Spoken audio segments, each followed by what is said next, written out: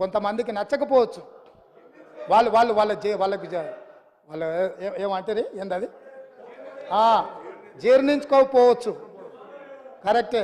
మావాడు ఉంటాడంటే ఆ రైతు పిల్లగాడు ఉన్నాడు ఏంది, నేను నా కళ్ళతో చూడలేదు, నాకు ఈ శిక్ష వద్దని మీరు అనుకుంటే నేనేం చేస్తా అధ్యక్ష? అట్లా ఎవరైనా అనుకోని కళ్ళల్లో సీసం పోసుకున్నారు అనుకో అధ్యక్ష, మనమేం చేస్తాం అధ్యక్ష? వాళ్ళు ఇష్టం అధ్యక్ష, నేనేం అంటలేను.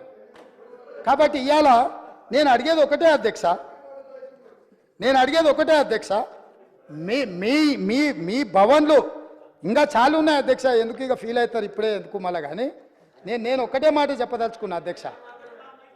ఇవాళ పెద్దలు పల్లా రాజేశ్వరరెడ్డి గారు లేవనెత్తిన అంశాలు కానీ, మిత్రుడు అక్బరుద్దీన్ ఓవైసీ గారు ప్రస్తావించిన విషయాలు కానీ, మా మిత్రుడు పాయల్ శంకర్ మాట్లాడిన విషయాలు కానీ, లేకపోతే కూనంనేని సాంబశివరావు గారు కూడా చాలా సింగరైన విషయాలు, రెగ్యులరైజేషన్ విషయాలు, ఉద్యోగ విషయాలు, చాలా అంశాలు ప్రస్తావించారు అధ్యక్ష.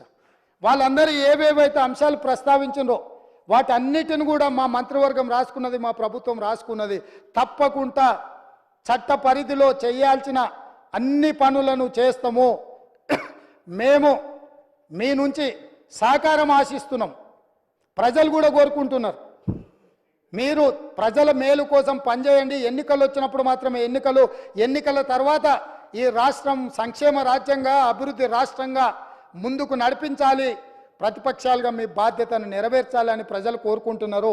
ప్రజాభిప్రాయానికి భిన్నంగా మీరు వ్యవహరించి రాజకీయ చదరంగంలో మేమేదో ఎత్తులేస్తాం, పై ఎత్తులేస్తామని ఒకవేళ మీరు అనుకుంటే మంచిది, అది కూడా చూద్దామని చెప్పి తమరి ద్వారా వారికి చెప్పదలుచుకున్న అధ్యక్ష.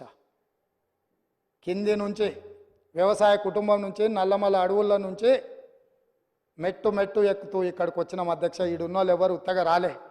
మేమెవరము ఆశామాసిగా మేనేజ్మెంట్ కోటా పేరునో, తండ్రి పేరో, తాత పేరో చెప్పుకొని ఉద్యమం ముసుగులోనో ఎవరో త్యాగాలు చేస్తే ఎవరో అనుభవించే విధానంలో రాలేదు అధ్యక్ష.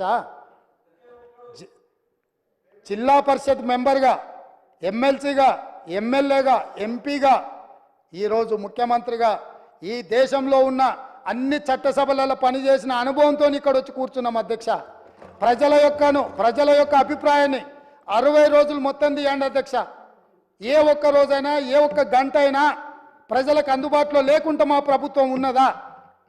ఆనాడు మేమే స్వయంగా పార్టీ అధ్యక్షుడిగా, పార్లమెంట్ సభ్యుడిగా సచివాలయంలో ఒక అధికారిని కలవడానికి అక్కడికి వెళ్తే వందలాది పోలీసులు చుట్టుముట్టి అంతర్జాతీయ తీవ్రవాదిని నిర్బంధించినట్టు మొత్తం బంధించి తీసుకుపోయి మా ఇంటి దగ్గర పడేసిరు అధ్యక్ష. ఒక ఆదివాసి బిడ్డ సీతక్క సెక్రటేరియట్లో పోయి ఒక వినతి పత్రం ఇస్తామంటే ఆడబిడ్డ అని కూడా చూడకుండా ఆమెను పోలీసులు అరెస్టు చేసిండ్రు అధ్యక్ష. ఎవరి కోసం కట్టిండ్రు అధ్యక్ష? ఎవరి కోసం ఆ సచివాలయము? ప్రజాప్రతినిధుల కోసం, ప్రజల సందర్శన కోసం కాదా? ఎవరి ఆస్తి అది? ఎవరి కోసము? ఎవరి పరిపాలన అక్కడి నుంచి జరగాలి అధ్యక్ష?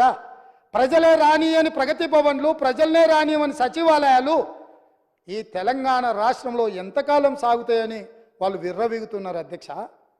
అందుకే ప్రగతి భవన్ గోడలు బద్దలు కొట్టినము, సచివాలయం గేట్లు బార్లా తెరిచినము, ప్రజాప్రతినిధులందరినీ రమ్మని చెప్పినాము, వాళ్ళు చెప్పేది వింటామని చెప్పినాము, మానవత్వంతో సమస్యల్ని పరిష్కరిస్తామని చెప్పినాము. అందుకే ఈరోజు అధ్యక్ష తమరి ద్వారా వారు బాధ్యతాయుతమైన ప్రతిపక్షంగా సమస్యల్ని లేవనెత్తండి, పరిపాలనలో సహకరించండి. కేంద్ర ప్రభుత్వం దుర్మార్గంగా ప్రాజెక్టులను ఆక్రమించుకోవాలనుకుంటే రండి, కలిసి కొట్లాడదాం. ఈ రాష్ట్రానికి వచ్చినప్పుడు మీరు మేము వేరుండొచ్చు, పక్క వాళ్ళు మన మీదకి వచ్చినప్పుడు మనమందరం ఒకటి కావాలి. వాళ్ళకి సందర్భంగా నేను గుర్తు చేయదలుచుకున్నా, కౌరవులు పాండవులు పక్క రాజ్యం వాళ్ళు వస్తే 105 మంది, వాళ్ళకు వాళ్ళే వస్తే 100 ఒక పక్కన, 5 ఇంకొక పక్కన. కానీ పక్కవాడు దండెత్తినప్పుడు 105 మంది ఒక్కటి ఉండేది. పోయినసారి మా వాళ్ళు 5 మంది ఉన్నారు, మీరు 100 మంది ఉన్నారు. సరిగ్గా లెక్క కూడా అట్లనే ఉంది.